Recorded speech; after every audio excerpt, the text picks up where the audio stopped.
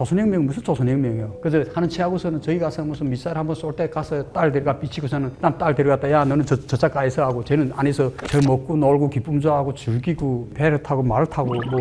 안녕하세요. 저는 2016년 3월에 북한을 탈출해서 2016년 5월에 대한민국의 품에 안긴 탈북민 강진입니다. 반갑습니다.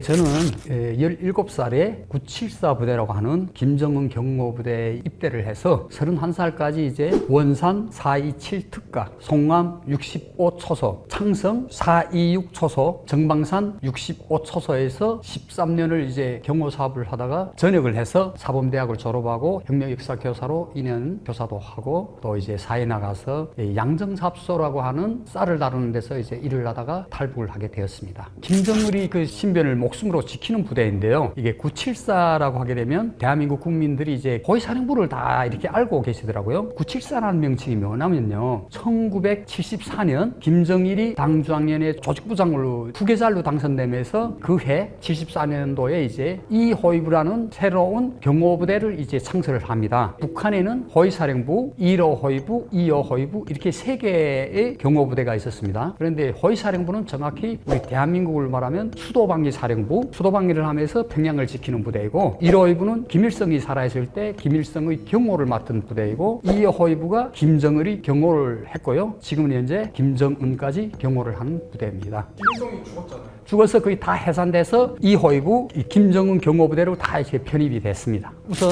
경호부대는 당 중앙 조직 지도부에서 이제 옥가라고 있습니다. 이 옥가란 부서가 이제 중앙당부터 시작해서 도당, 시당, 군당까지 다 있습니다. 이 옥가는 전문 경호부대만 이제 선발을 해서 내보내는 조직부 제일 중요한 부서입니다. 중학교 4학년 때 이제 선발을 하는데 중학교 4학년 학생들을 이제 다 모여놓고 거기서 키가 큰 친구들 이렇게 해서 이제 선발을 처음에 시작해서 이제 해마다 이제 15살부터 17살 군에 나갈 때까지 이제 딱 지적하고 그동안에 이제 1년에 한 번씩 이제 도 신체검사, 군 신체검사, 시 신체검사, 중앙당 신체검사 이렇게 해서 3번 신체검사라고 개인 생활 자료를 요해를 하고 아무리 그 체력이 좋고 건강 상태가 좋다고 해도 출신 성분이 안 맞으면 절대로 갈 수가 없습니다. 8촌까지 이제 다 이제 친척을 요해가지고 거기서 이제 완전히 그 충성 분잘로 해가지고 이제 뽑고요. 여기에 이제 내가 한 명 이제 974를 가자면 이제 해당 유치원 선생, 중학교 담임, 초학교 담임, 그다음에 이제 담당 보안은 보이지도원, 그다음에 학교 교무장, 뭐 교장, 시당 책임비서 이렇게 해가지고 이제 연출이 된 것만 해도 한 10명부터 13명이 됩니다. 이 사람들이 다 이제 사인을 해야 제가 이제 최종적으로 974 부대에 갈 수 있습니다.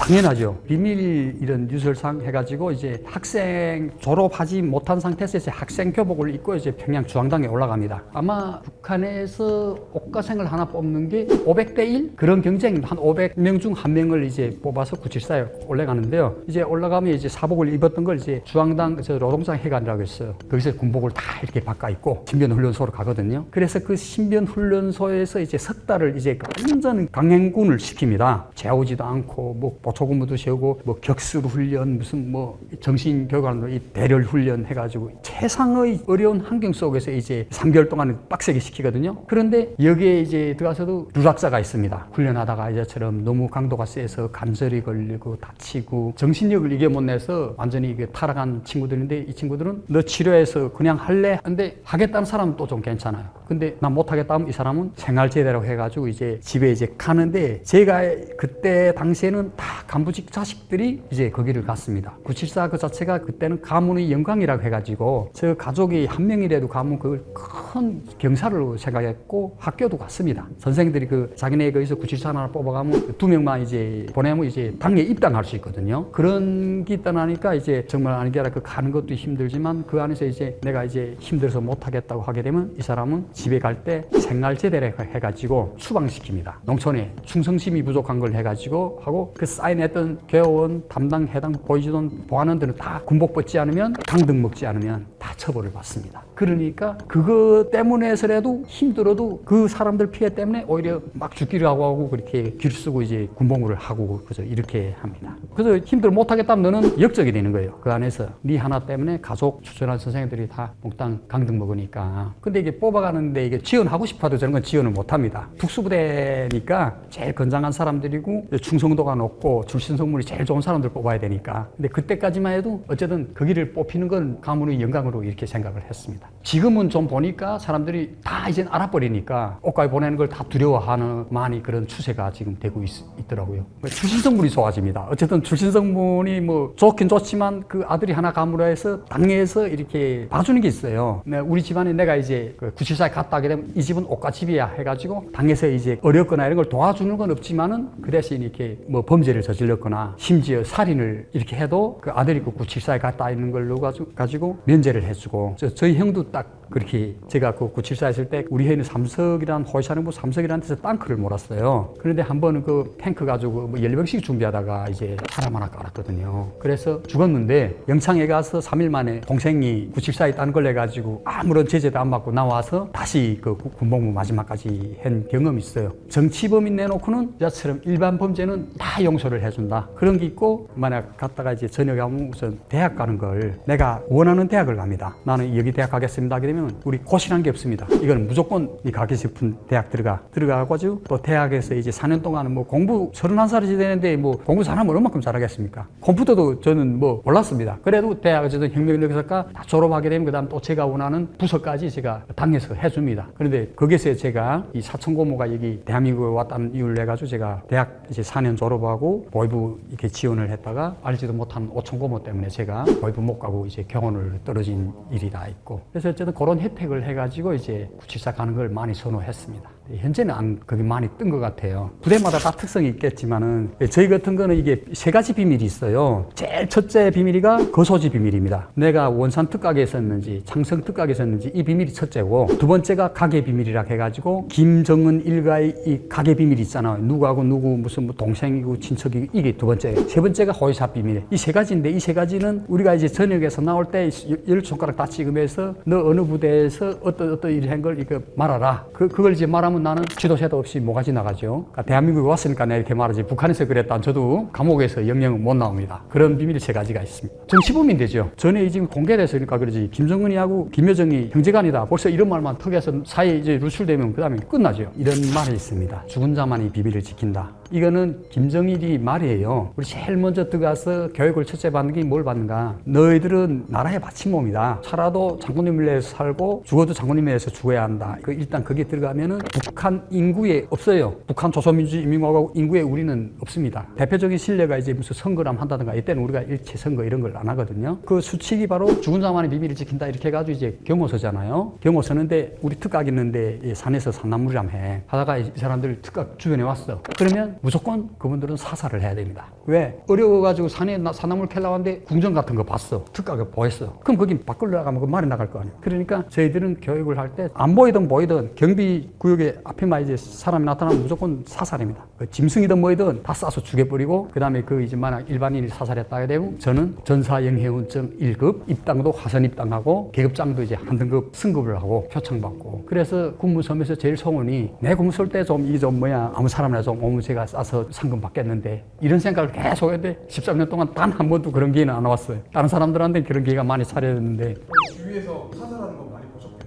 그렇죠. 제가 제일 많이 본 건 이제 1레단 군인들이 많이 죽었어요. 이제 보면 이제 특각에 우리가 경비를 서달하면 특각을 한 2, 3년에 한 번씩 계속 보수 작업을 한 걸 하거든요. 북한에서 1레단이면 특각 공사하는 부대예요. 야네가 이제 특각 안에 일단 아침에 들어오면 저녁까지 못 나갑니다. 근데 이 친구들 들어왔다가 거기 화장실이 없어요. 그러니까 이 화장실 보는 거 산탁이 올라와서 보거든요. 그 안에서 못 봐요. 그러지 않으면 담배를 피워야 되겠는데 정문 안에서 담배를 못 피워요. 그러니까 이 친구들이 몰래 쑥쑥 올라와가지고 이제처럼 대서변을 보고 이런 것까지 조금 놔두는데 그 안에서 담배를 못 피우니까 이 철조망이 하나 있는데 철조망 굴 넘는 게 있단 말이에요. 그러면 예고도 안 해요. 안에서 나오면. 왜? 그래야 내가 상금 받을 수 있으니까. 예고도 안 하고 철조망 굴 넘어가서 담배를 떡꺼내자한테 총 빵 쏴가지고 죽고 이런 친구들이 그래서 1년에 한둘 있으면 무조건 다 있었어요. 특각 공사하면서. 조용한 이런 곳에서 한번 총소리 한번 빵 하면 그 총소리가 얼마나 세겠어요. 그 안에 메아리 치지만 그 누구 죽었대야 그래. 그 다음에 그 분위기라는 게 있잖아요. 저리 싹 달라지고 그 다음에 우린 또 이제 총소리 나면 유병대가 막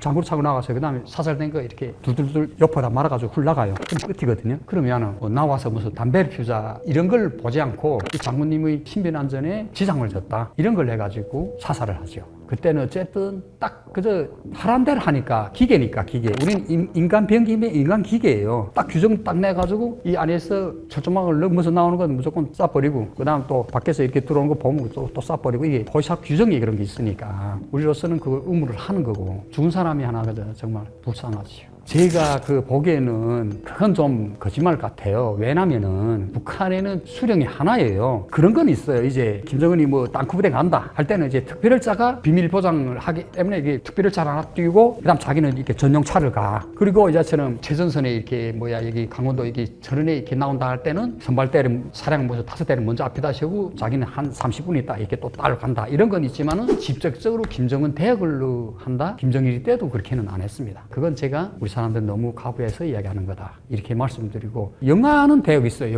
영아에서 김일성 대역 한 사람들은 있습니다. 그거는. 그런데 실제 특가 경비선언대에 대역이 들어올 수가 없죠. 그건 말도 안 되는 이야기입니다. 진짜 그 친구들은 제일 체력적으로 단련된 친구들이에요. 우리가 이제 보면은 974라는 게 사회적으로 볼 때는 사회 사람들부터 974 옷가다 이렇게 알지. 우리 그 안에 들어오면 우리 부대 명치가 당장년의 6처 이렇게 됐습니다. 그래 거기 처장도 있고 하는데 이 처장이 이제 중장인데 호위사령관도 그 사람 앞에 가서는 이렇게 벌벌벌 개요. 6처 처장이다 하게 되면 6처란 게 이제 지방은 뭐 16가 평양시에 있는 특각은 뭐 55가 이렇게 딱 두 개별로 나눠져 있습니다. 1년에 한 번씩 우리가 훈련 판정이라는 거 해요. 중대별, 소대별, 분대별, 개별적으로 이렇게 하는데 군복무 5년 딱 했잖아요. 5년 한 사람들을 특별하게 이제 그 훈련 판정하는데 이게 뭐인가 호위소대를 뽑는 거예요. 호위소대 1차적을 뽑고 두 번째가 기마대라고 있어요. 그 말을 타고 딱 가는 거 보면 그 말이 그 김정은이 이렇게 타가지고 그런 거 같아도 그 말 한 마리당 군인들 2명씩 이제 관리사들이 있어요. 보긴 그래도 이제 그 말꽃빛 있잖아요. 자제분들이 그 말꽃빛이 같이 떼요. 그 정도로 그렇게 뽑는데 어쨌든 이제 사격, 격술, 기계체조, 제일 그 보는 게 충성심 이렇게 네 가지를 봐가지고 이제 훈련 판정을 해가지고 부대적으로 총적으로 해마다 계속 하거든요. 개별적으로 점수 다 매겨요. 여기서 제일 키고 크고 전장한 아들을 1년에 7, 8명을 뽑아요. 그 부대 안에서. 그래 이 안에 보면 이제 호위소대라는 게 20대부터 30대가 이제 한 40명, 30대부터 50대가 한 40명 그래서 호위소대라는 게 2개의 소대가 있어요. 근데 젊은 아들이 20대, 30대 아들이 그렇게 뽑아요. 그래 들어가면 중급병사, 병사 연장 달던 게 그 안에 그 호위소대 들어가자부터는 대위, 소자, 군복 5년 동안 해가지고 훈련 잘하는 아들을 이제 체일이 높은 아들 그렇게 해가지고 이제 호위소대에 이어가지고 가네가 이제 경호를 하거든요. 거기서 이제 한 30살 되면 그 다음에 결혼시키면서 여느 부대 이렇게 부대장을 빠져나가고 김정은 제일 측근으로 이제 해서 계속 이제 죽을 때까지 거기 있죠. 보이기 시글로 이제 뭐 우산도 나가고 가방도 나가는 거 있잖아요. 근데 우리 배워주는 건 그렇게 안 배워주거든요. 이제 권총 무조건 이렇게 다 차요. 총알이 날아오면 몸을 막아라 이거예요. 사실 그러니까 뭐 우산 같은 거는 그 다음에 가방 이거 지금 뭐 이제 펼친다는데 그건 이제 펼칠세했어요. 총탄 나오면 무조건 장군님을 6탄을 막으라는 거예요. 그러니까 그게 크게 저는 의미는 없다고 봅니다. 그 방법이 우선은 군복무 5년 동안 했잖아요. 하면서 이 사람이 5년 동안 이제 너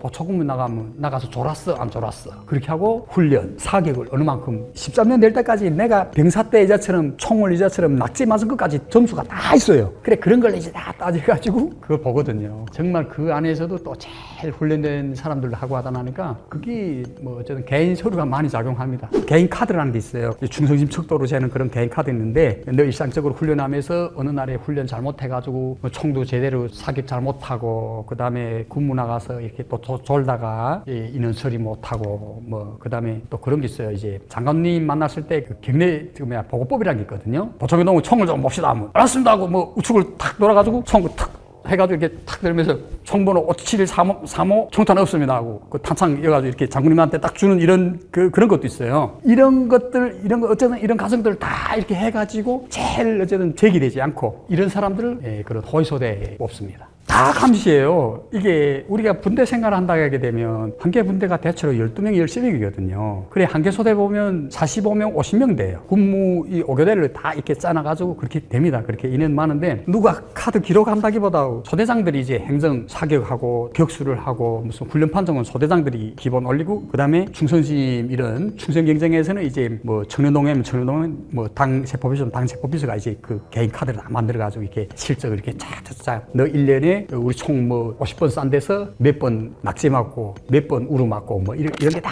이렇게 쌓여 있어요. 그러다 보니까 그거는 이제 빼도 박도 못 하거든요. 그냥 한 번의 실수라도 있으면 안 돼요. 그렇게 살 수밖에 없어요. 그래야 내가 이제 대학을 이제 갈 때 내가 원하는 대학을 가자면은 뭐 북한에서 김일성 종합대학을 하면 다 가고 싶어 하잖아요. 그러면 그때 뭘 놓고 하는가? 그 충성심 카드 놓고 너 몇 년도 몇월 이렇게 제기됐어. 그렇기 때문에 김일성 종합대학이 10개 나오는데 지금 지원한 거는 100명이 했어. 그런 방법을 이제 떼버리거든. 그래서 1지망, 2지망, 3지망이 있습니다. 지금 2024년도에 제대했는데 내가 이제 김일성 종합대학이었는데 뭘까? 너 2015년도 너 7년 전에 군무서다가 너 한번 졸았잖아. 그렇기 때문에 너 안 돼. 떨거뜨리고 그다음에 너 그러면 2지망 써라. 이거 전역하는 전해에는 자기를 압니다. 아, 나는 김일성 종합대가 올해 이제 우리 중대에 이제 한 3개 남았는데 나는 어느 정도 할까 알아요. 그러니까 뭐 사관장, 일소의 부시장, 김일성 종합대학이었지. 그럼 나는 뭐 리과대학이었던가 아니면 김책공대다. 자기 수준을 알거든요. 그래서 그런 데 영문을 100% 이렇게 해서 그런 방법으로 이제 합니다. 그거는 그 김정은이 지나갈 때는 도로에 사람이 있을 수가 없습니다. 벌써 김정은이 어디서 온다 할 때는 2시간, 3시간 전에 그 도로들은 경호부대, 우리처럼 이런 경호부대 다 나가서 산탁에 다 서 있고 또 사회, 보위부, 보안서 이 사람들이 사람을 다 없애버려 100%. 건설 현장에 나간다든가 그 다음에 부대 방문할 때야 그 사람들을 없애줄 수 없잖아요. 사람들을 만나야 되니까. 그 외에는 그 김정은이 가는 길에 사람이 있을 수가 없습니다. 그거는 질문이건 좀 잘못된 거고요. 근데 어쨌든 어디 부대에 이렇게 찾으러 왔잖아요. 왔는데 필요한 군인들만 나오고 그 다음 나머지 군인들은 병영 안에서 못 나오게 하고 문을 다 이게 경호원들이 다 막아요. 막고 이제 카팅 다 쳐가지고 밖에도 김정은을 못 보게 합니다. 그런 건 있습니다. 그래 호위사령부도 있잖아요. 김정은이 자주 가는데 호위사령부 호위군관들도 김정은이 온다면 974 부대 사람들이 같은 경호원들이잖아요. 근데 다 걷어요. 다 들어가. 너 나오지 마. 다 막고 소리. 그러니까 그 잘못됐지. 저도 기록된 게 있습니다. 군에 가서 경비 근무 서는 사람들은 그런 거 느꼈을 거예요. 사람이 이렇게 서서 눈 뜨고 잔다잖아요. 우린 그런 걸 너무 많이 겪었거든요. 진짜 눈을 떴어요. 떴는데 계속 군무 순찰이라는 거 돌아요. 순찰병이랑 도는데 군대 하적이라는 게 있어요. 고무신발 같은 거. 그 지금 발작 소리 하나도 안 나거든요. 그래 몰래 싹 오면 눈 뜨고 자요. 근데 김정은이 없을 때는 이제 50m에 하나씩 보초 서고 김정은이 오면 25m에 하나씩 이제 군무를 서거든요. 그러다 나니까 50m에 하나 쓸 땐 그래도 사람이 괜찮게 있는데 25m에 하나 쓰면 사람이 보충돼야 되잖아요. 그러니까 그때는 옛날에는 5교대로 5명이서 한 개 보초 서던 거 3명씩 서거든요. 잠을 아예 못 자요. 그러니까 잠 못 자고 그래서 들어가서 3교대 하게 되면 이제 밥 먹고 하느라 먹고 시간이 1시간 2시간 지나거든요. 그래가지고 군무 나갔다 들어와 또 이렇게 자고 또 정치생각을 해야지 바꿔야 되면 보초 나가 졸아 완전히. 근데 특히 낮에는 막 진짜 아니라 바늘 가지고 와서 막 허벅다리 찔러요. 좋을까봐. 낮에는 사람들이 25m 하나씩 세니까 다 보잖아요. 서로가 감시하는데 그 25m 세운 것도 서로 감시하라고 25m 하나씩 세운 거예요. 어느 놈이 이제 뒤돌아서 총 쏠지 모르니까. 그런데 밤에는 25m 한 명씩 세라도 잘 보이지 않으니까 그래도 좋은지 안 좋은지. 그래서 이렇게 보초 이렇게 눈 뜨는데 보초 살살 와가지고 눈썹 딱 잡으면 야, 니 좋냐? 그러면 미안합니다. 이게 정말 미안합니다. 나는 이렇게 근데 진짜 그렇게 그런 게 진짜 많이 있어요. 그래서 저도 병사 때 있잖아요. 너무 힘들어가지고 몇 번 졸아가지고 그래서 세 번만 보쳐나가면 좀 이제 사상투쟁이라는 거 해요. 날 하나 놓고 이제 정사강진 동무는 보쳐서 나가서 이렇게 장군님이 신변 안전을 지키지 못하고 존다고 보청미 젊은 우리 장군님이 신변이 어떻게 막 이렇게 하면서 생각해가지고 그렇게 하면 이제 한 보름 한 달 막 군무 박탈시켜요. 군무 못 나가게. 그리고 어디를 가는가? 돼지 돈사 돼지를 키우는 데 가서 이렇게 하지 않으면 그다음 식당 공무 처벌로 식당 나가서 이게 밥하고 이게 처벌로 그런 것도 하고 그렇게 하면 그러니까 그 사람이 인간 병기랑 사람이 아니고 기계란 말이에요. 완전 이게 사람이 의식은 다 버리고 딱 하라는 대로 해야 되고 그 안 되면 그 다음에 이게 정신적인 이런 그까지 와가지고 충성 경쟁입니다. 그게 제가 국정원에 와서 한번 이제 놀란 게 국정원에서 이제 요회를 다 해요. 너 어디서 막 원산 특각에서 했다, 종암 특각에서 했다, 창성 특각에서 했다, 정방장 특각에서 했다. 난 4곳에서 했거든요. 원래 원칙은 호위부대에서 내가 말하는 원산 특각에 들어가 있으면 13년 동안 원산 특각밖에 몰라야 돼요. 그런데 제가 90년도에 나갈 때는 그 김정일이가 그때는 원산하고 창성 특각, 그 다음에 72호라고 연풍 거기 이제 3개의 특각이 있었어요. 근데 김일성이 이제 94년도 죽으면서 향산 특각 엄청 많이 넘겨받았거든요. 그러다 보니까 경호원이 모자랐어. 그래서 이제 이야기하던 1호위부 사람들도 이제 2호위부로 데려오고 그러니까 특각은 많은데 경호원은 작으니까 1호위부 아들 받아가지고 해가지고 이 여부는 또 이 여부가 다르니까 야네를 또 훈련시키고 또 이렇게 하고 이렇게 하다가 제가 그 훈련 교관을 해가지고 제가 4개 특가게 가서 했거든요. 근데 이게 너무 놀란 게 너 어디서 원산 특가게 했다. 그러면 원산 특가가 어떻게 되는지 볼 수 있는가? 볼 수 있다. 찾아놨는데 지도도 잘 모르는 게 동서남북이 어딘지 모르겠는 거예요. 그래서 그 옆팔이 바다가 있었고 여기 있었다. 그래가지고 그 찍어놔고 또 찾으면서 그다음 딱 찾았는데 여기다. 여기 경마장이 있고 여기 매중 내병실이고 여기 이제 김정은이 들어와서 이제 사무 오는 데고 여기는 자재부이 들어가는 데다. 지금 미사일 한 방이면 그 지역은 나이 초토화되잖아요. 그때 그게 무슨 구글 지도가 발전했다보다 대한민국이 이렇게 발전했나? 김정은의 이 목숨이 여기 손바닥 안에 있네. 그걸 내가 느꼈고 우리 지금 이 한간에서 지금 그런 소리가 많잖아요. 김정은 딸이 주에 뭐 후계자 서려 뭐야 이런 걸 많이 하는데 이걸 아무도 모르고 그 하는 이야기인데 김정일이나 김정은은 우리가 생각하는 이런 가정생활이 아니에요. 왜 그런가? 우리 뭐 대통령 보면 옛날에 뭐 청와대 집이 하나 있었잖아. 거기서 하다가 이제 일단 로우 대문 나가고 뭐 우리 윤석열 대통령도 용산이 그렇죠. 북한에는 특각이 왜 많냐면요. 특각이 많다는 거는 여자가 많다는 소리겠죠. 그 집을 계속 갈 때 자기 이설주를 계속 데리고 안 다녀요. 창성, 신천 그 특각 안에 보면 또 여자들이 다 있어요. 거기 기쁨조들이 다 있다고요. 그러니까 저 사람들이 이런 나라를 위해서 하는 그런 일보다도 자기 개인의 추구 이런 걸 위해서 많이 살거든요. 현지 시찰한다고 어디 나가고 또 어디 특각이 들어가 있고 여기 저기가 그러면 그 다음에 사업을 행기셔야 되잖아. 한 달에 2-3번씩 무슨 미사일을 쏜다 무슨 뭐 부대 간다 그거 어떻게 하겠어요. 하루에도 데리고 다니지. 그런데 이제 특각 보면은 김정은이 들어가는 사업에 들어가면 부인도 못 들어와요. 특각 구조상 만약 이게 센터다 하게 되면 여긴 딱 김정은하고 기쁨조하고 측근들 들어가고 가족이 들어간 집이 따로 있어요. 원산이든 창성이든 정방이든 다 그렇게 세팅이 돼 있어요. 그러니까 우리 이 일반적으로 보면은 뭐 김정남이 엄마가 다르고 그 지금 김정철이하고 무슨 김정은이 다 형제라고 하잖아요. 다 달라요. 우리 몰라서 지금 하는 소리인데 배다른 새끼들이 다 달라요. 또 있을 수도 있어요. 김정일이 그 숨겨놓은 아들들이. 그래서 보면은 원산 특각이 간데 이런 여자 보고 창성 특각 간데 또 그런 여자 다른 여자들이 있어. 그런 거 볼 때는 우리 입장에서는 어떻게 생각했어요? 이 사람은 일을 하면 이 특각 가서 한번 여자들하고 놀아주고 또 저 특각 가서 놀아주고 자기가 마음이 좀 다른 여자들은 새끼를 낳고 그래서 새끼를 안 키우겠어요 그게? 그러니까 이런 숨겨진 비밀이 많고 근데 이게 김정은이한테 특별한 게 김정일이는 그 삶에서 자기 와이프를 공개를 안 했습니다. 이제 죽기 전에 한번 뭐 조선의 어머니라고 해가지고 한번 하고 근데 김정은은 나는 새 지도자로서 나는 아버지하고 달라 하고 소리 이설주로 완전 와이프를 완전 공식 해버렸잖아요. 김정은이한테는 이제 이설주가 딱 박혔단 말이에요. 그 상태에서 일을 해야 되겠는데 계속 남편은 나가 있지. 그럼 이설주한테 할 말이 없잖아요. 그러니까 거기 이제 딸을 계속 이렇게 하고 저게 저는 100% 확신합니다. 그 특각에서 제가 있어봐서 하는데 조선혁명 무슨 조선혁명이에요. 그래서 하는 치하고서는 저희 가서 무슨 미사일 한번 쏠 때 가서 딸 데려가 비치고서는 난 딸 데려갔다 야 너는 저 작가에서 하고 쟤는 안에서 저 먹고 놀고 기쁨조하고 즐기고 배를 타고 말을 타고 뭐 그때 특각에 돌아 말을 탈 때는 또 여자들 또 다른 여자들이에요. 거기 기쁨조들이랑 같이 타고 다니거든요. 그래 그런 걸 보면은 김정은이 가정사에서 불화의 그 징조들이 지금 저렇게 나타나는 거다. 딸이라도 야 이봐 니 아무리 그래도 내 그래도 딸이 후계자야 이뻐하는 거 봐 이거 모르겠어 하고 그 이설주한테 도장 찍어 놓은 거지. 같이 계속 살면 좋겠죠. 그런데 뭐 저렇게 저쪽 집에 가도 이쁜 여자 많고 저쪽에 가도 같은 거 많은데 굳이 그렇게 한 집에 들어가서 살겠어요 저기?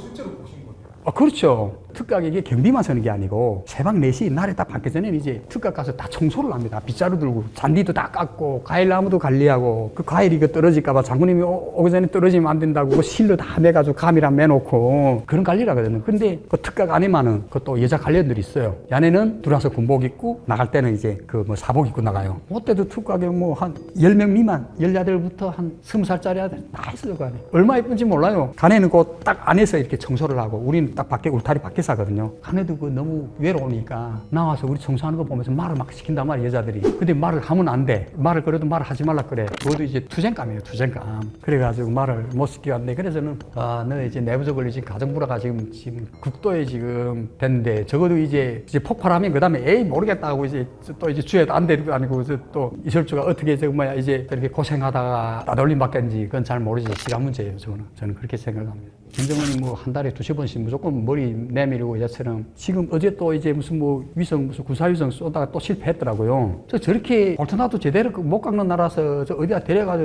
6개월도 안 지났는데 지금 또 쏘네요. 나 그게 이해 안 돼요. 이게 자기를 알고 좀 이렇게 이거 던자는데 실패해도 상관이 없어요. 어쨌든 솔직히 내 이봐라. 내 이렇게 내 얼마 고생하나 또 이런 식일지 모르겠는데 딸 주에는 장막하게 그런 걸 내가지고 지금 이설주한테 용도로 써먹는 거예요. 저는 100대 100을 확신합니다. 그 이제 현송월에 하면 뒤에 따라다니잖아요. 간에 이제 완전히 그 여자들 접대를 그 잘하는 친구들이지. 어느 특각에다 여자에다 아이를 하나 만들어놔도 있을 줄도 몰라요. 저거는 이 경비도 김정은한테 보고되고 하지 부인들한테 그 원칙 딱 그런 게 있어요. 호위사 비밀은 장군님밖에는 호위사까지는 와이프한테 이런 데 일체 말 안 합니다. 그 다음에 특각 들어가도 본각이랑 딸로 있어. 가족들이 사는 집 있고 사방이라고 센터라고 해서 또 딸로 사는 데가 있습니다. 북한 주민들이 저거 다 알았으면 얼마나 그러겠어요.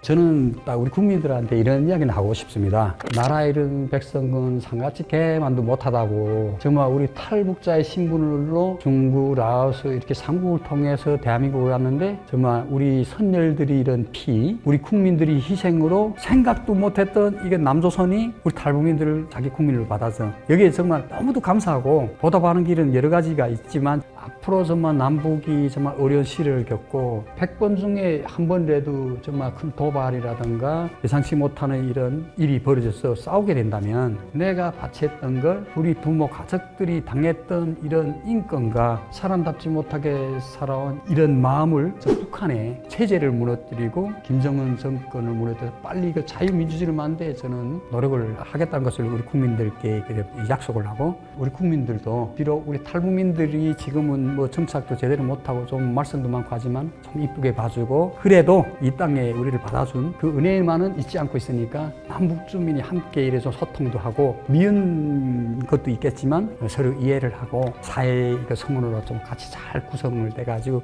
같이 살았으면 좋겠습니다. 이상입니다. 북한에서 후계자 수업을 하고 북한 체제를 저렇게 공과하게 김정은이 밀어준 사람 바로 비서를 하던 저는 그렇게 생각하고 그 국정원에다 그런 이야기 하니까 그런 말을 막 아무도 나가서 하지 말라고 하더라고요. 안녕하세요. 저는 2016년 5월에 대한민국의 품에 안겨 우리 국민들께 항상 감사한 마음으로 살고 있는 탈북민 강진입니다. 반갑습니다.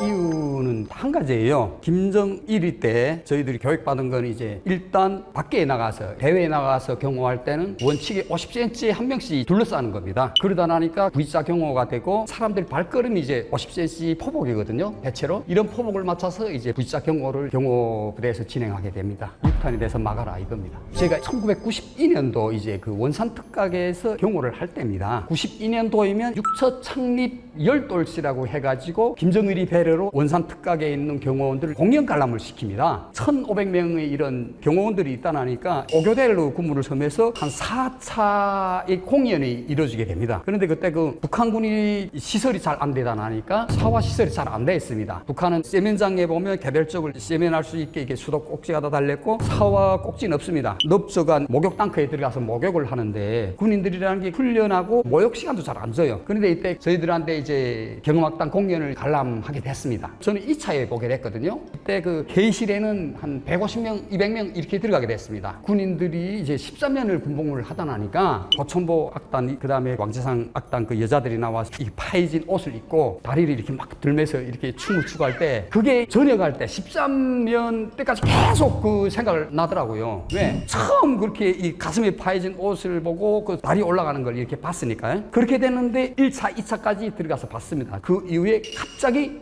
중단됐어요. 중단된 이유는 군인들이 몸을 제대로 씻지 못하고 북한군에는 우리 대한민국처럼 양말을 안 씻습니다. 발사계라고 해가지고 군대 하족에다 그 발사계라고 넙주가 천으로 된 걸 씻는데 공연 이해까지 하니까 그 회장의 그 발냄새가 꽉 찬 거예요. 그 다음 군인들이 땀냄새, 김정일이 말씀해 놨는데 군인들이 건강관리, 몸관리 좀 잘해야 되겠습니다. 이렇게 하고 그 다음에 행사가 다 끝나서 나가버렸어요. 그 이유가 뭔가 하면요. 군인들이 몸에서 나는 이런 땀냄새, 발냄새가 회장에 꽉 차다 나니까 그게 이제 한 달 동안 그 냄새가 빠지지 않는데요. 공기 조각이라고 했던지 냄새가 너무 세장이 되겠어. 북한 여군들은 참 불쌍하다고 해야 될까? 북한 여군엔 인권이 없습니다. 북한군이 뭐 아시다시피 배고픔에서 많이 어렵고 북한군이 한 70%는 몽땅 건설 현장에서 일을 하거나 농사를 짓거나 이렇게 하면서 먹고 살아요. 그러다 보니까 북한 여군들이 생존을 하자면 자기를 도와주고 자기한테 뭐 밥 한 그릇 빵 한 조각 쌓아줄 수 있는 그런 남성 군인들이 필요한 거예요. 그러다 보니까 병영 생활을 하면서 남성 군인들이 양식석이라든가 아니면 뭐 사관장이라든가 이런 군인들하고 가까워지게 해서 엄청 노력을 하거든요. 그렇게 해야 자기 굶주린 배를 채울 수 있고 허약에 걸리지 않기 위해서 그 많은 노력을 의원들이 하고 있습니다. 그렇죠. 아무리 군 생활을 하면서 시간이 없고 짬이 없다고 하지만 남녀간의 사랑에서는 짬이 있어서 하는 거 아니잖아요. 밤에 몰래 이렇게 약속할 수도 있고 또 일가 생활하면서 상급이 하급을 대하는 데서 남성 군인, 여성 군인 큰 차별이 없습니다. 근데 여성들한테 발을 찬다든가 남성 군인들이 여성한테 지적하고 자기 말에 잘 안 들으면 그걸 마치 복종을 안 한다는 걸 해가지고 생활적으로 이제 압력을 가하는 그런 현상들이 부지기수입니다. 제가 974 부대 갈 때는 옥가라고 했어요. 그런데 현재는 당주장년이 육가를 돼가지고 범위가 커지면서 옥가는 여자들이 가는 거고 육가는 남자들이 가는 겁니다. 이제 17살에 똑같이 나가요. 만약 한 해에 경호부대 나가는 게 뭐 1200명, 1500명 나간다면 여성들은 10명, 15명 그 미만이에요.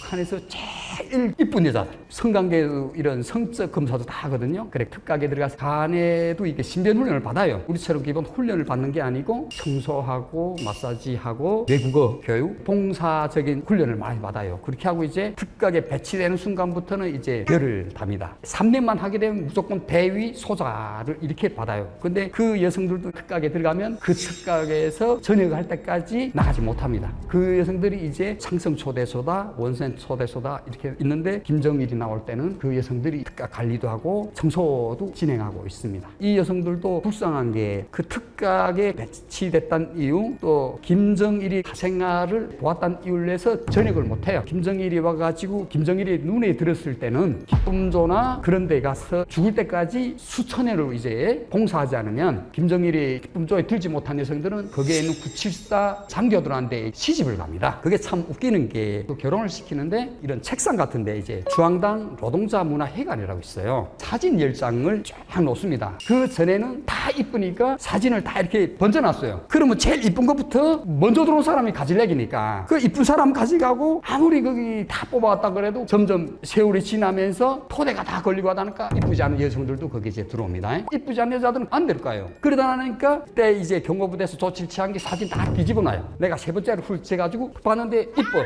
그러면 나 결혼하겠습니다 하게 되면 그날로 노동자 회관에서 잠을 재웁니다. 여성들하고. 그 다음에 한 보름 있다 약혼식을 하고 그 약혼식 할 때 이제 날짜를 잡아가지고 이제 집에 가서 이제 결혼식 하는데 그때 결혼식은 중앙당에서 내려가서 도당에서 크게 진행합니다. 그렇게 해서 결혼식을 진행해가지고 그때 한번 사회에 나왔다가 그 다음에 경호부대 때 들어가서 하면 그 다음에 이 사람은 죽을 때까지 거기서 하거든요. 만약 자기가 사진 이렇게 덕분한테 턱 보고 소리 마음이 없어 하게 되면 이 사람은 알았어 넌 1년 보러 해요. 그러면 1년 후에 다시 와서 다시 이렇게 번져요. 다시 보는데 또 마음이 없어. 그렇게 하면 또 1년 있다가 또 다시 이렇게 하거든요. 그래서 남자들이 가서 여자를 볼 때는 배정품이라고 했어요. 그러니까 나라에서 배정을 해가지고 주는 여자들을 해가지고 그 안에 들어가면 여자들은 선택권이 없어요. 결혼을 하면 저희들이 있던 것처럼 역시 이 철조망 안에서 나올 수가 없어요. 그래 참 생각해보면 너무 참담하고 사람 삶이 아니고 짐승생활과 똑같다고 보면 됩니다. 북한에서 경호를 할 때 남성들은 보고 대장님이라고 불렀어요. 여자들은 공주님 불렀습니다. 원산 특각에 대체로 아이들이 많았어요. 근데 그 아이들이 한 번에 나올 때는 7명, 8명 나오는데 남자 여자들이 막 아이들 섞어 나와요. 7살, 8살, 13살, 한 15살짜리 아이들이 나오는데 그 나오게 되면 한 사람씩 맡아서 관리하는 그런 여성들이 있어요. 바닷가에서 수상 스키를 타고 전구체를 이렇게 치고 막 웃고 놀고 하는 걸 봤고 아이들이 놀다가 자전거 타다가 초병이 군무선대 타다가 아이들이 넘어졌잖아요. 군인이 빨리 가서 대장님 일 없습니까? 하며 일거셔가지고 그런 걸 교육받아요. 제일 관심을 가지는 건 이제 7살짜리, 10살짜리 아이들이 그 말을 타잖아요. 안장 다 세우고 이렇게 태워져요. 태워주면 군인들이 그 말 꽃비를 치고 떼요. 그 자제분들이 떨어질까봐 막 뛰거든요. 1시간, 2시간 지나가면 군인들이 몸에 이제 땀을 완전히 그 물이 오듯이 가요. 근데 그 상관치 않거든. 아이들을 올릴 때도 대장님 일 없습니까? 요건 어떻습니까? 안장이 괜찮습니까? 뭐 이런 거 있었고, 제일 기억에 남는 거는 정원안에 이제 아이들이 그 마차 있잖아요. 그 마차가 영화에서 진짜 보던 것처럼 크고 다 금색으로 됐습니다. 앞에는 조선노동당 마크를 하고 거기에 이제 아이들이 선생하고 같이 타고 그 정문안을 막 도는데 전역할 때까지 너무도 인상적이 됐습니다. 사실 이게 유학과 관련돼서 이야기한다면 또 할 얘기했는데, 김정일이 아이들은 대체 얼마인지 몰라요. 정말 그 후계자를 이렇게 해서 정말 수고한다면은 왜 유학을 보내겠어요? 이 특각 안에서 자기 본처가 알지 말아야 될 비밀이 있으니까 자기 아이를 숨기지 않을까? 사실 원래 옛날 성혜림이나 고영이 와이프에게 숨기려니까 아마 외국에 유학을 보냈겠죠. 그래서 저는 김정은이하고 김여정의 엄마는 고영이가 아니고 김옥이다, 이런 말을 많이 했어요. 김옥은 제가 90년도에 나가서 2003년도 될 때까지 계속 밀착이 됐어요. 김정일이 한데 그렇게 김정일 옆에서 딱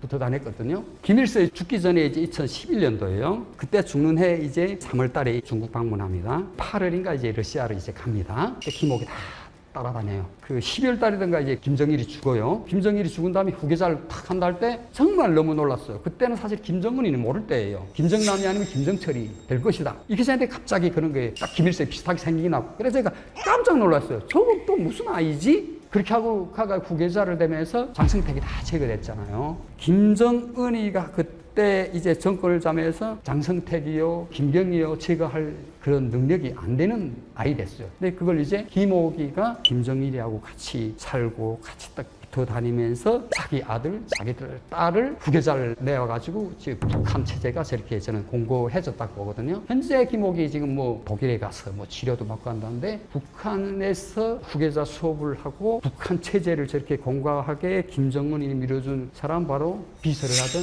김옥이다. 지금도 저는 그렇게 생각하고, 그 국정원에다 그런 이야기 하니까 그런 말 막 나가서 하지 말라고 하더라고요. 예, 몰랐습니다. 모르고 이제 저도 잘 기억은 안 나는데 조선의 어머니라고 하면서 기록영화가 나왔댔습니다. 근데 기록영화를 봤는데 장군님하고 다니는 여자는 저 여자가 아닌데, 이런 생각을 많이 했어요. 김옥이 딱 팔짱 끼고 이렇게 정원 안에서 다녔거든요. 호위삽 규정에는 부인도 장군님의 이런 삽하신 데는 들어오지 못한다, 이런 게 있었어요. 그래서 저거는 주행비서다, 이렇게 생각을 했거든요. 제가 이제 원산 특각에서 봤을 때도 그렇고 마지막에 전역을 할 때 성혜림이나 고영이는 한 번도 보지 못했어요. 근데 김옥이는 옆에서 많이 봤거든요. 그래, 그걸 보면서 갑자기 김정은이가 이렇게 툭 튀어나갈 때, 야, 이거는 너무 놀랍다. 이거는 김옥의 사주다. 그 영화도 다 본 게 아니에요. 시사 영화를 해가지고 중앙당 간부들하고 우리 경호부대 원들이 봤어요. 조선의 어머니라 그렇게 나오는데 저는 사에서는 못 봤어요. 여기 대한민국에 오니까 저 사람이 김정남인데 저희들은 대장님이라고 불렀을까? 김정남이 이름을 부르고 김정철이 이름을 부를 수 있는 건 누구야? 없잖아요. 대한민국에 와서 저기 김정남이 됐네, 저기 김정철이었네, 김정은이 됐네, 이렇게 제가 듣겠습니다. 다 대장님이라고 부르고 인사만 하고 하니까 얼굴도 막 찬찬히 볼 수가 없어요. 눈은 항상 깔아야 돼요. 보지 말라는 게 경호 수칙에, 대장님을 마주볼 수 없다. 그다음 질문하게 되면 눈 항상 깔고 이야기된다. 이렇게 교육을 받았거든요. 기쁨조 옆에 갈 수 없어요. 어떤 경우가 하는가? 북한은 겨울에 눈이 오잖아요. 일단 눈방울이 떨어지면 붕대 폭풍 해가지고 빗자루 삽을 다 쥐고 나가요.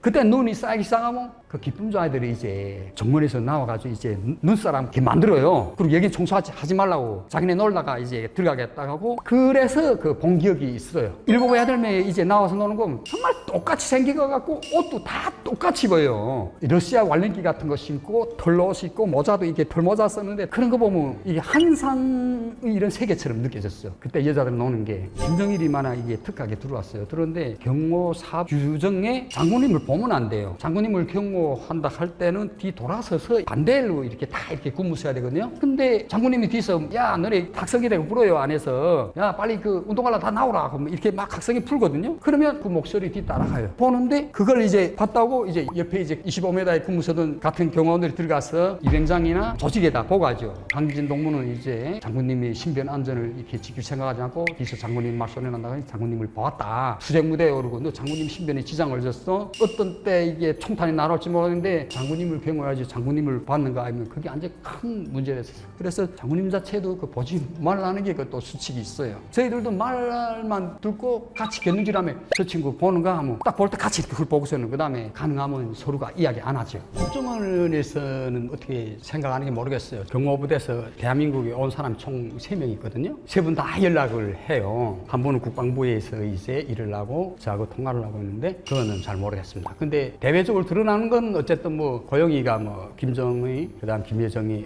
엄마다 이렇게 되는데 저는 김옥이라고 계속 이야기했고 제일 처음에 이제 경호부대 있을 때 대한민국이라는 쌀을 한 10년 동안 먹었어요. 한 92년도부터 제가 먹은 걸로 지금 생각되는데 그때 대한민국이다 하게 되면 대만인 줄 알았어요. 남조선인 줄 몰랐습니다. 근데 그 좋은 쌀을 먹으면서 그 쌀을 미지아 그 서방 세력이 우리 장군님의 그 위대성에 감탄을 해서 쌀을 지원하는 쌀이라고 했어. 근데 그때 이제 제가 사관장으로 이제 전역을 할 때인데 사관장이게 되면 북한에서 이제 군인들이 매일 먹는 급식 그 쌀을 끼마다 이제 출고를 해줍니다. 쌀 출고를 하면서 이 대한민국이라는 게 이제 어느 나라인지 계속 이렇게 쌀을 이제 우리 장군님께 갖다 바치네 이렇게 생각을 했는데 그러니까 그 병사가 사관장 동지 대한민국이라는 게 이렇게 남조선입니다. 그래가지고 이 자식 이게 무슨 그 당치하는 소리 하면 남조선이 어떻게 우리한테 쌀을 계속 갖다 바칠 수 있어? 맞습니다. 해가지고 이 새끼 그런 말 함부로 하지 말라. 그 남조선이니까 너무 뜻밖에 놀랐거든요. 그러다가 이제 저녁을 내서 새벽에 이제 엄마하고 쌀 사러 나가는데 그 새노랗게 된 마대에 대한민국이라 쓴 거예요. 그러니까 그 쌀이 제일 비싸더라고. 엄마 이 쌀 사자.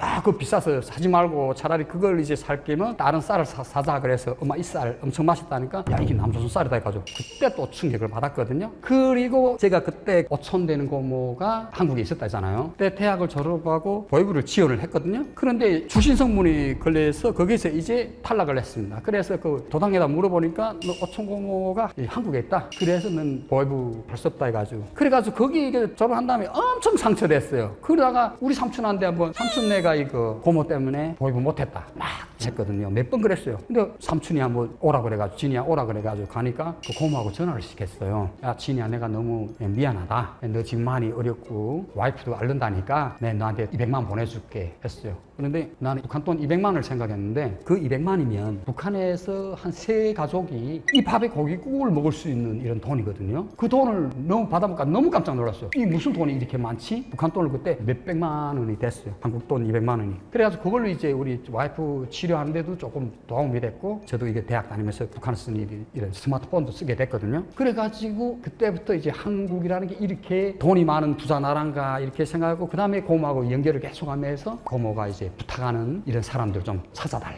해가지고 사람을 찾아주고 돈을 받으면서 브로커 일을 했거든요. 그러면서도 저는 절대로 대한민국을 가지 않는다 이렇게 생각을 했어요. 그런데 이제 브로커를 하다 나니까 북한에서는 브로커들은 정치범인을 취급하거든요. 그래서 안 되겠다고 제가 대한민국에 이제 오게 됐습니다. 그 똥풍선, 오물풍선을 보면서 너무 격분했습니다. 아마 김정은이 똥풍선 보내는 적에 어쩌면 우리 대한민국 국민들을 북한의 2천만 노예들로 생각하는 것 같아요. 저는 너무 격분했습니다. 북한에 있을 때 마치 그걸 딱 북한 노예처럼 살 때 겪는 것처럼 우리 국민들이 겪는 걸 느꼈어요. 이런 모욕이랄까? 저 깡패가 지금 하는 짓을 보라요. 우리 5천만 국민들을 북한의 2천만 노예처럼 저렇게 취급하는 거잖아요. 북한에서 저 풍선은 왜 저렇게 반응하냐면요. 체제 붕괴가 지금 임박을 했습니다. 이젠 사상교양 사업을 해가지고는 도저히 북한 MZ 세대를 돌려줄 수가 없어요. 그러니까 정치 사상 교육을 해서 막 막으려고 하는데 풍선이 들어와요. 이게 어떤 효과를 가지냐면요. 제가 군에 있을 때 이제 제일 처음에 이제 그 정방특각에 가서 비라를 들어오는 걸 봤어요. 저런 걸 보지 말라. 죽지도 말라. 죽다가 잘못하면 이게 무슨 화학물질이 돼서 전염병이 온다. 막 이렇게 했어요. 그런데 그때 이 장성특각에 가서 비라 한번 날리게 되면 있잖아요. 그 규모가 어마어마합니다. 정원부터 시작해서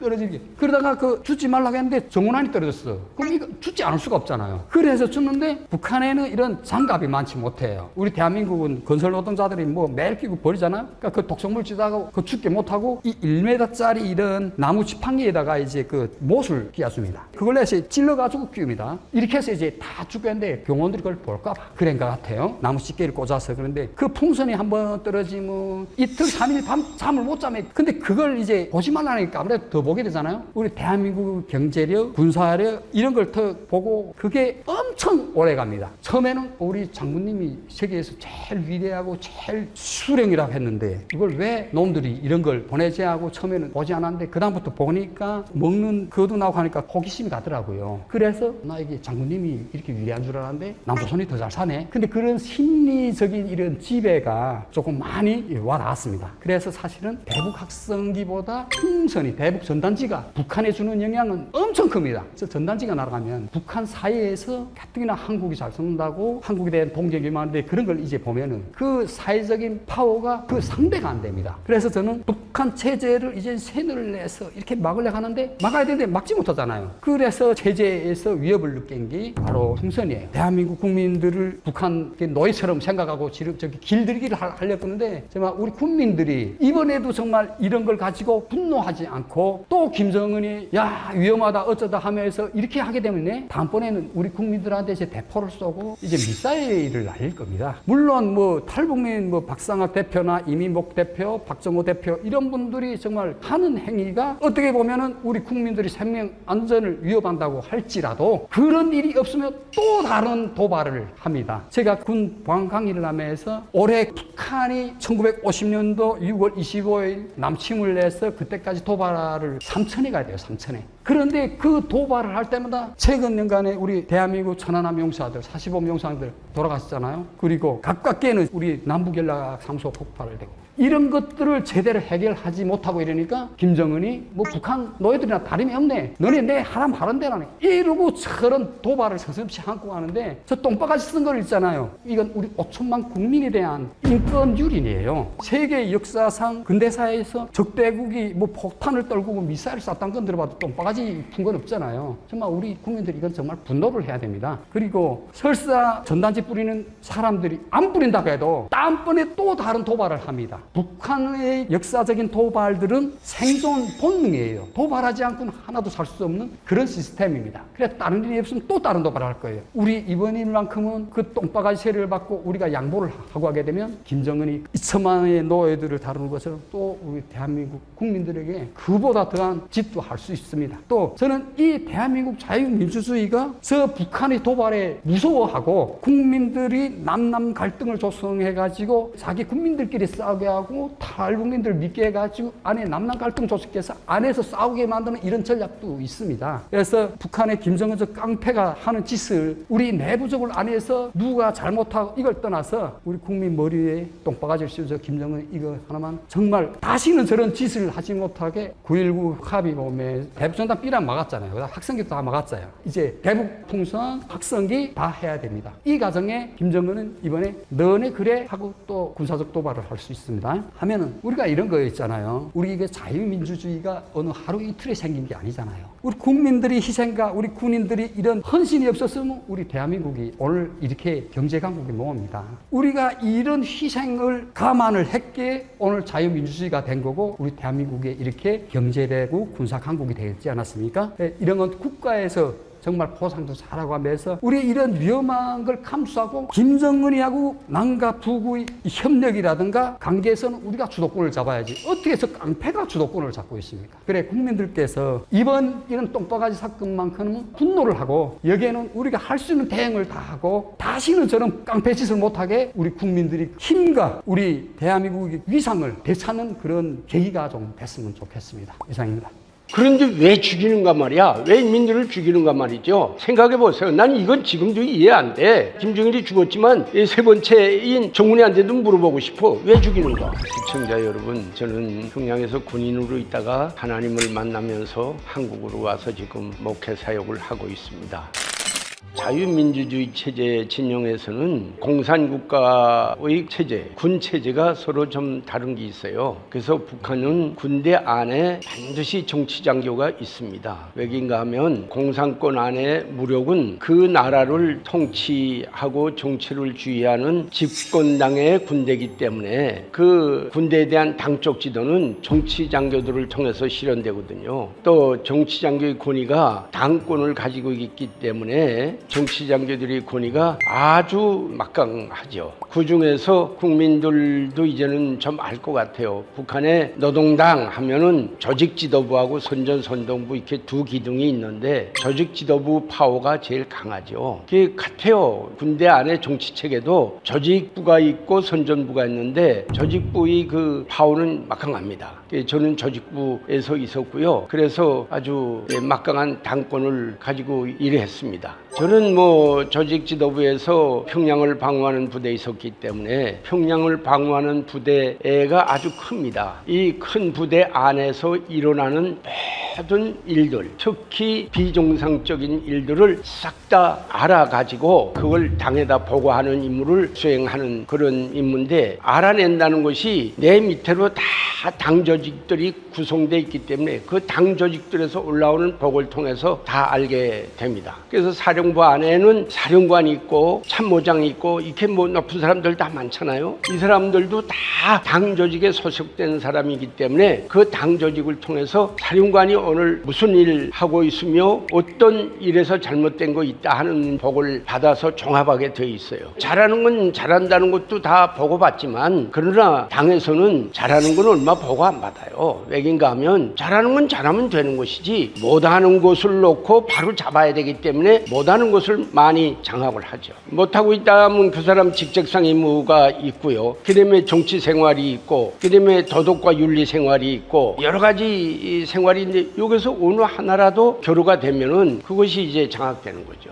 당 조직의 통제를 받게 돼 있고, 당 조직의 통제를 받는다는 것은 본질에 있어서 감시를 받는다는 소리예요. 또 무슨 선이 있는가 하면 북한에는 보위부 선이 있어요. 보위부에서는 대개 보이지 않는 정보원들 통해서 이제 장악을 하거든요. 그러니까 그 정보원들이 누가 정보원인지 몰라요. 때문에 어딜 가도 감시받는다고 생각하고 있으면 돼요. 그렇기 때문에 화장실 한번 들어갔다 나오는 것도 잘 들어갔다 나온 거 다 그래야지, 나의 모든 것은 당에서 안다. 항상 그런 생각을 갖고 있어야 돼요. 북한에서는 간부가 되려면 우선 출신 성분이 좋아야 되거든요. 북한의 간부 사업 표징이라는 게 아주 중요해요. 그래서 북한은 당 일꾼은 행정 일꾼들보다 더 이제 좋은 사람들로 이제 꾸리는데, 우선 절대적 충실성, 말하자면 죽거나 사나 당과 수령을 해서 충실한 그런 그 표징을 봐요. 그 다음에 구체적으로 들어가면 계급 출신 성분, 그 다음에 능력, 간부만 시키면 뭐 일합니까? 능력이 있어야지. 그 다음에 이제 사업 작품과 방법이라고 말하는데, 그게 뭐인가 하면 군중을 통치하는 그런 능력이에요. 그 다음에 이제 중요한 문제가 경제 도덕 생활, 윤리 생활에서 아주 깨끗해야 돼요. 그 다음에 이제 건강해야 되고요. 마지막으로 미모도 봅니다. 그래서 옛날에 김정일이가 후계자가 안 됐을 때는 키 작은 사람들은 당일꾼 못 됐어요. 근데 김정일이가 키 작잖아요. 김정일이가 이제 당권을 잡다부터는 키 작은 사람도 막 당일꾼이 되더라고. 이러한 표징을 갖춘 사람들이 교육기관을 거쳐서 이제 간부가 되는 거죠. 출신 성분이 가장 중요하죠. 그렇기 때문에 북한은 그걸 흔히 백이라고 하잖아요. 백이 좋아야 되는데, 북한에서 제일 좋은 출신 성분은 이제 김일성하고 같이 이제 항일했다는 백두산 줄기가 제일 좋아요. 그 다음에 좋은 것이 6.25 전쟁 때 싸우다 희생됐거나 잘 싸운 집안들, 이 자식들이 좋고요. 그 다음에 세 번째는 뭐 해방된 다음에, 그 다음에 전쟁이 끝난 다음에 파괴된 모든 국가를 건설해야 되었으니까 여기서 열심히 이제 일하는 사람들, 이런 사람들이 다 좋은 사람들이죠. 6.25 전쟁은 사실상 북한에서는 미국의 사초가에 이승만 괴뢰도당이 일으킨 전쟁이라고 이렇게 교육을 하고 역사가 이렇게 정립돼 있어요. 그렇기 때문에 누구나 다 그렇게 알고 있는 것인데, 그때 당시 있었던 그 자료를 보관돼 있거든요. 그래서 거기서 제가 한번 전쟁을 시작할 때의 1950년 6월달 그 당시에 남북한 군사 역량 대비 상태를 내가 한번 고찰했어요. 그러니까 한국은 뭐 진짜 북한에 비하면 무력 상태가 취약하기 그지없더라고. 게다가 한국에 들어왔던 미군도 다 나간 상태고, 물론 북한도 러시아군은 다 나갔을 때예요. 근데 대한민국은 국군이 탱크 한 대도 없었어. 그래서 북한은 105 탱크 여단이 있었어요. 군인들이 가지고 있는 자동소총도 국군은 한 발씩 땅땅 쏘는 걸 가지고 있었는데, 북한은 분대장들은 몽땅고 러시아제 따발총 다 가지고 있지 않았어요. 그러니까 활용 밀도 상에서도 북한은 한국에 비해서 대단히 우월했어요. 그런데 한국에서 6월 25일 아침 새벽 5시에 북한을 향해서 쳤다? 이런 문제가 잘 이해가 안 돼서 내가 이제 교원들한테 물어도 보고 그랬지만은 그런 질문은 노골적으로 못해요. 개별적으로 몰래 가서 이제 물어보니까 강한 데서 약한 데 치는 것이 전쟁 시작의 상식이에요. 근데 여긴 약한 데서 강한 데를 쳤다는 건데 이건 말이 안 된다. 좀 얘기를 해달라 하니까 장군님의 군대는 상식에 맞지 않는 싸움도 한다. 그러나 학생은 다시 어디 가서 물어보지 마라. 이래가지고 저는 이제 그걸 마음속에 그냥 가지고 있었는데 우리가 지금은 대한민국 역사에서 정립이 됐지만은 6.25 전쟁은 김일성이가 폭풍이라는 비상구령에 의해서 시작된 남침이었다는 것이 사실이고요. 그 다음에 제가 주체사상에 대한 문제는 주체사상의 기본은 뭔가 하면 사람 문제예요. 사람. 사회주의 공산주의를 건설하는 것은 사실 사람이 한다. 사람이 주체다. 이렇게 돼 있는데 막스와 레닌도 이 사람을 고찰하지 못했다. 그런데 김일성이가 사람을 고찰했기 때문에 사람이 모든 것이 주인이며 모든 것을 결정한다는 것이 주체사상이다 라고 이제 정의를 내렸다고 이렇게 돼 있는데 저는 북한에서 성경을 보다 성경의 창세기에 들어가면 하나님께서 인간을 하나님 형상과 모양으로 창조하시고 그들에게 하나님이 창조한 모든 세계를 다스리고 관리하고 지배하라는 그 축복을 주십니다. 그래서 거기서 내가 사람 문제는 하나님이 다 해명하셨구나. 그리고 사람에게 하나님께서 축복을 주셨구나. 김일성이는 하나님께서 창조한 한 인간이지 인간을 놓고 이래라 저래라 할 수 있는 사람도 아니며 인간을 놓고 인간이 이렇다 저렇다 규명할 그 존재도 아니에요. 그렇다면 성경에서 훔쳐간 것이 주체사상이구나 하는 결론을 제가 가지게 됐고 그래서 성경에서 훔친 주체사상이라는 책을 써서 내가 북한에 많이 보냈거든요. 북한 사람들은 아마 그걸 보면 많이 깨달을 겁니다. 북한 노동당에서는 날 죽이려고 그러겠죠. 완전히. 탈북은 되게 배가 고파서 힘들어서 하지만 종교는 사상이 아닙니까? 사상이 변질되는 건데 그거는 몸은 그 땅에 있지만은 실제 그 사람의 내면은 거기서 떨어져 나온 다른 존재가 되는 거죠. 그래서 공산 국가들에서 종교를 이렇게 탄압하는 거예요. 있죠. 그걸 국가보위부가 많이 이제 잡아내요. 보위부 아이들하고 이제 얘기를 해보면 도별로 몰래 하나님 믿는 사람들이 얼마씩 된다는 게 다 장악된 자료가 있어요. 저는 라디오를 KBS 라디오도 조금 들었고 제가 하나님을 알고 나서부터는 제주 국동방송을 계속 들었어요. 그게 1566kHz인데 북한까지 아주 잘 들려요. 하나님에 대해서 얘기를 하는데 공산주의자들은 하나님은 없다 그러잖아요. 공산주의자들은 하나님은 없다는 게 아니라 신 자체가 없다고 그래요. 신 자체가. 그때는 무신론을 주장하는 사람들이에요. 김일성이가 94년 7월 8일 날에 죽었는데 김일성이 죽기 전부터 힘들어졌어요. 계속 당에서부터 내려오는 지시가 힘들어진다. 그렇기 때문에 각급 당 조직들에서는 자체로 먹고 살게 한 준비들을 하는 게 좋다. 이렇게 하라는 지시가 내려오기 시작했어요. 물론 북한은 70년대 오차당대 이후부터 이제 경제가 하락하면서 어려워지기 시작했는데 94년도 김일성이가 죽고 나서부터 이제 고난행군이 시작되는데 그러나 밑에서는 어떻게 생각했나 어렵긴 하지만 국가가 있고 당이 있는데 무슨 굶어 죽이기 하겠나 이런 생각들을 하고 있었어요. 그런데 실제 배급이 딱 중단되면서 굶어 죽이더라고. 죽인 거예요. 이건 김정일이가 죽인 거예요. 국가가 죽인 거죠. 당이 죽인 거라고. 배급 줘야 되는데 왜 안 줘? 물론 쌀이 없어서 못 주겠지. 그러면 대책을 세워야 되는 거예요. 대책을 세우는 게 국가예요. 근데 아무런 대책도 안 세우고 그냥 죽이더라고. 이런 거 보고 생각을 깊이 안 할 사람이 누가 있겠어요? 저는 그랬어요. 혁명이라는 건 물론 강구하다. 희생이 없이는 혁명이 안 됩니다. 죽기도 해요. 고난이 있기 때문에. 그러나 이 북한의 고난의 행군은 혁명을 하는 과정에 거기서부터 오는 고난이 아니라 의도적으로 이건 국가가 당이 수령이 죽이는 거예요. 그러면 북한 안에 자급자족할 수 있는 농사 지을 수 있는 땅이 없는가? 그쯤하게 있어요. 거기서 농사 잘 지으면 얼마든지 먹고 남아요. 북한 인구가 1년에 배국 규정량대로 쌀을 소모하면 10,000톤이면 됩니다. 그러면 1년이면 365만 톤이면 배급 줘요. 근데 딱 먹기만 합니까? 우리 민족은 된장 간장도 만들어야 돼요. 곡물이 들어가는 분야도 많습니다. 이러면 북한은 한 500 내지 600만 톤만 쌀이 있으면 1년 먹고 삽니다. 북한에 농사 지을 수 있는 있는 땅이 얼마든지 있는 거예요. 그래서 북한에는 한때 옥수수만 심어도 400억 포기를 심는다고 그랬어요. 그러면 옥수수 한 대에서 100g만 생산해도 옥수수만 400만 톤을 생산할 수 있습니다. 그런데 왜 죽이는가 말이야? 왜 인민들을 죽이는가 말이죠? 생각해 보세요. 난 이건 지금도 이해 안 돼. 김정일이 죽었지만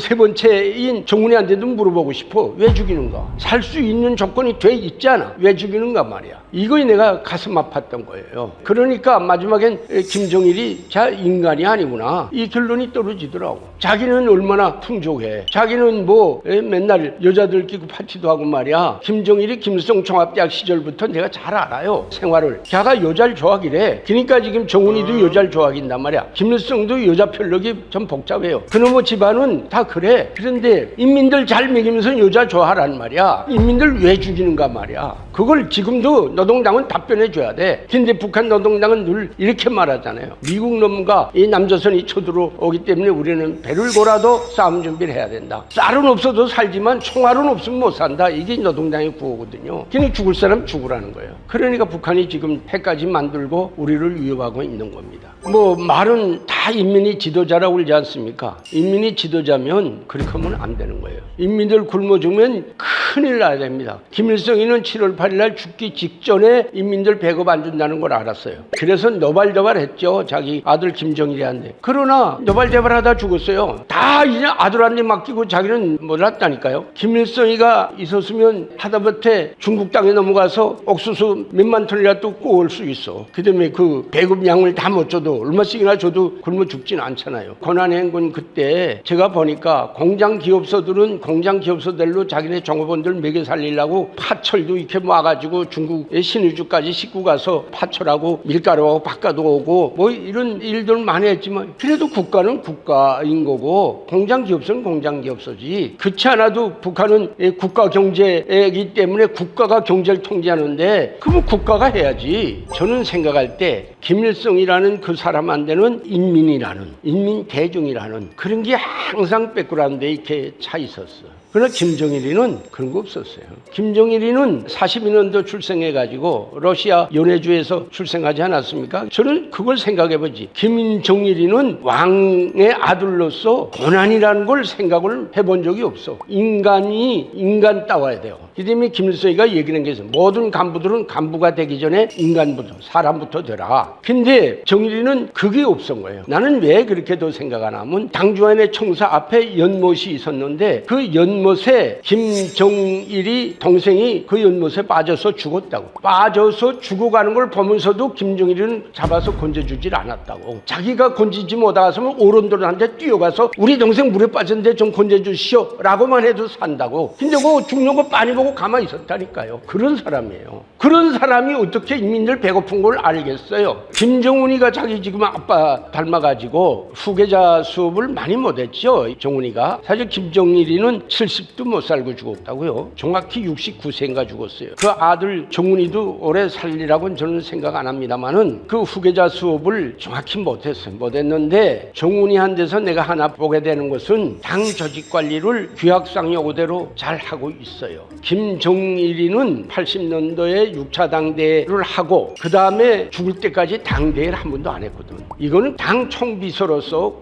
큰 규약상 요구를 난폭하게 위반한 겁니다. 규약상 요구는 당대회는 5년에 한 번씩 하게 되어 있어요. 그리고 전원회는 6개월에 한 번씩 하게 되어 있어요. 근데 정훈이는 아버지 죽고 자기가 딱 정권 잡아서부터 당대회부터 하더라고. 그 전원회도 계속 꼭꼭 하잖아요. 그런데 일하는 거 내가 가만 보니까 자기 아버지한테 배한 것이 딱 그거 배한 것 같아. 네가 통치하는 데서 조금이라도 이상하다고 생각하면 무조건 죽이라. 그렇기 때문에 지금도 김정은이가 신경이 나면 쏴버려 이 말 한대요. 그러니까 그 무서움이 아랫사람들 벌벌 떨죠. 거기에서 살잡고 나는 사람은 거기를 뛰쳐나와야 되는 거야. 거기 있으면 죽는 거고. 그래서 뭐 외교관들을 비롯한 고위급 이런 사람들도 적지 않게 제가 나온 이후에도 많이 나온 것 같더라고. 주에는 나는 뭐 후계자라고 저는 뭐 보지는 않습니다만은 그 체제에서 정훈이가 이제 죽어도 그 집안에서 후계자가 안 나오면 돼요. 말하자면 백두혈통에서 안 나오면 돼요. 어디 군에서 나온다든가 당에서 나온다든가 뭐 딱 정리정돈하면서 그때 인민들로부터 지지 못 받으면 북한은 들고 일어납니다. 그런데 지금은 들고 일어날 수가 없어요.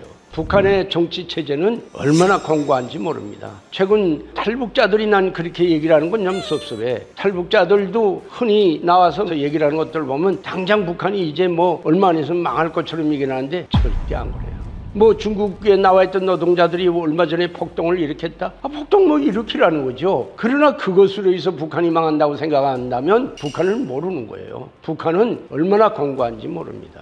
그렇기 때문에 북한이 무너지려면 백두혈통에서 지도자가 다시 나오지 말아야 돼.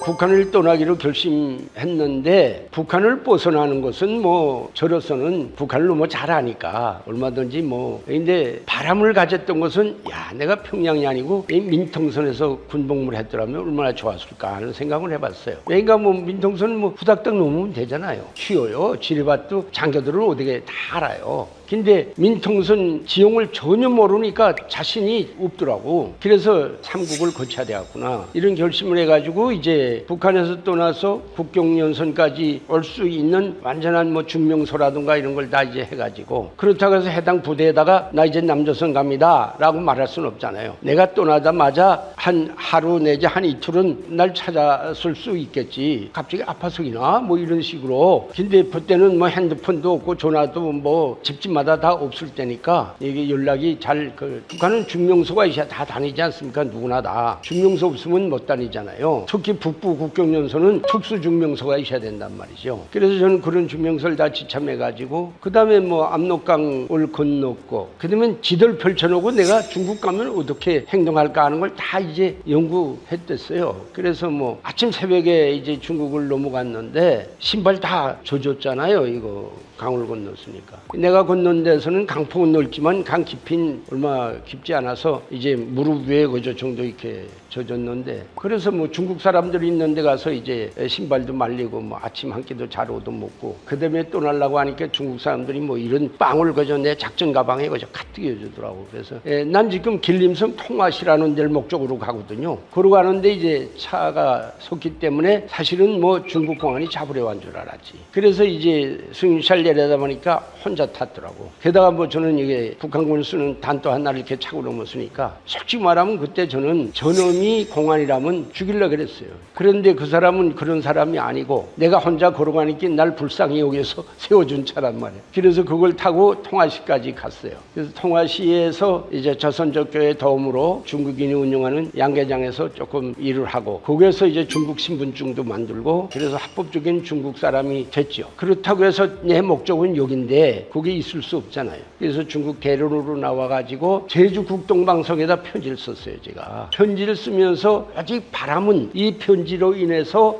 한국 정부가 나를 알고 나를 픽업해 줬으면 좋겠다. 이런 마음을 가지고 기도도 했고 편지도 썼고 그러다가 이제 버스 안에서 이제 옆에 앉은 분이 그 목사님인 줄 몰랐는데 호주에 계시는 목사님 그분이 그 평양에 들어가게 돼 있는 걸 자기가 취소하고 그다음에 서울로 와서 국동방송에다가 편지를 전해주고 편지를 다 봤으니까 나 봉인 안 하고 줬으니까 아 이런 사람이라거나 하는 걸 알았겠죠. 그다음에 그걸 카피해가지고 국정원에 가서 이제 편지를 줬어요. 그러니 국정원에서 보고 이건 빨리 조치해야 된다 해가지고 국정원 분들이 중국까지 와서 그 테스트 다 해요. 뭐 괜히 그저 뭐 나 정치장교 했습니다 하면 뭐 툭툭 이렇게 다 일이 되는 건 아니란 말이죠. 그게 다 그들 알아볼 걸 100% 다 알아보고 그 다음에 이제 나를 정부 차원에서 픽업해가지고 한국으로 들어왔죠. 편지에 내가 정치장교라는 걸 거기에 밝혔으니까 와가지고 우선 그거예요. 정치장교가 실제 맞느냐 이거예요. 근데 저는 장교 신분증은 가지고 있어요. 노동당원증도 가지고 있고 대학 졸업증도 가지고 있고 이걸 내가 여기 이 대한민국 정부에 인정받기 위해서 내가 다 가지고 간 거예요. 그렇지만 그분들은 그거 하나 갖고 오케이 하는 게 아니거든요. 그러니까 이제 내가 평양 방어부대에 있었으니까 평양 방어에 대한 문제, 인민무력부 총체적인 작전과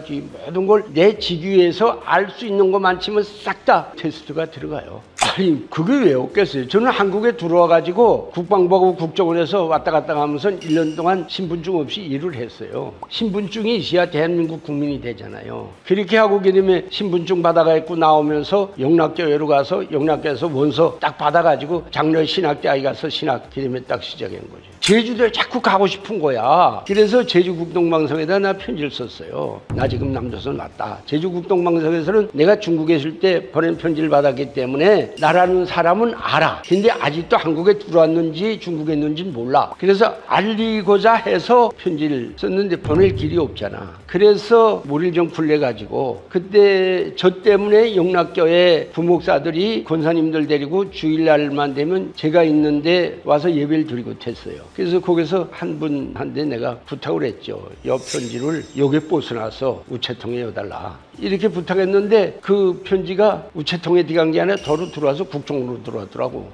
뭐 국정원에서 불러서 어게 되면 가니까 추궁을 하더라고. 그래서 내가 얘기를 했어요. 잘못했다고. 그러니까 국정원에서 그 이튿날 날 보고 제주도 한번 갔다 옵시다. 그래서 그 사람들이 날 데리고 제주도 간 거죠. 그래 가서 제주 국동방송 분들 만나고 우선 뭐 한국군과 북한군 복무 연한이 차이가 아주 심하지 않습니까? 근데 뭐 한국은 그 짧게 복무하면서도 진짜 국가를 지킨다는 군대 복무예요. 그러나 북한은 10년을 복무하면서도 이걸 거쳐야 사회 나가서 내가 출路가 생긴다. 우리 한국은 그런 게 없잖아요. 그 출路가 뭐냐면 북한은 대학이 많잖아요. 근데 이건 국가가 운영한단 말이죠. 때문에 북한은 대학을 간부 양성 기지라고 말하지 그냥 대학이라고 말 안 해요. 근데 그 대학만 졸업하면 간부가 되는 거예요. 북한에서는. 그러니까 군대 복무 10년을 하면서도 대학 가기 위해서도 군대 복무 잘해야 돼. 당원이 되기 위해서 잘해야 되고 당원이 못 되면 대학도 못 가니까요. 그 다음에 제대될 때 제일 잘 가는 게 이제 말하자면 사관학교. 장교로 되는 사람들. 그 다음에 두 번째는 대학이에요. 그 다음에 세 번째 이제 자기 고향으로 가는 거. 제일 잘못 맞다들리면 집단 배치.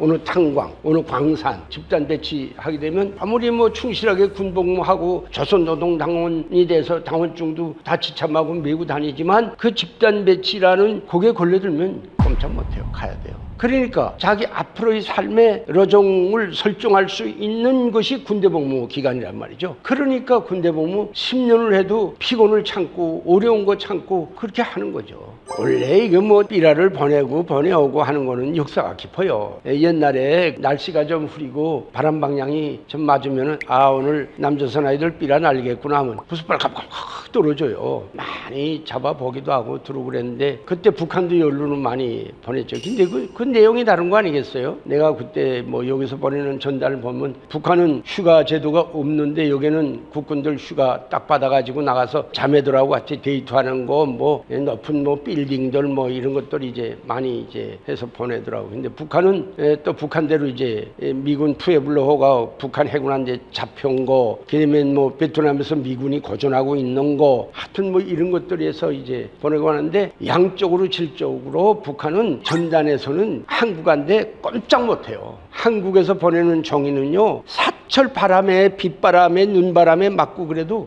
하나도 어선이 없습니다. 그대로 발각발각 살아있어요. 그러나 북한 종이는 아마 여기 날아와서 비 한 번 맞으면 없어질걸요. 그러니까 서로의 보이지 않는 전쟁을 심리전으로 한 거죠. 한 건데 북한이 우리들한테 보내야 할 내용이 뭐이 없어요. 굶어 죽는다는 거 보낼 수도 없고 뭐 핵을 가지고 있다는 건 국민들도 아는 거. 우리 국민들 널나게 할 일이 하나도 없다고. 진짜 쓰레기 보내서는 쓰레기밖에 없어요. 근데 우리는 보낼 게 많잖아. 북한 국민들이 북한 인민들이 모르는 걸 알게 해줘야 할 내용이 너무 많잖아요. 그러니까 그걸 보내니까 북한 수뇌부는 속이 상한 거야. 이걸 가려야 되는데 우리 인민들이 몰라야 되는데 이 짝에서 보내니까 악을 쓰는 거죠. 네, 그래서 저도 뭐 대북방송 합니다만은 내 여정이한테 그랬어요. 좀 초를 좀 들게 행동해라.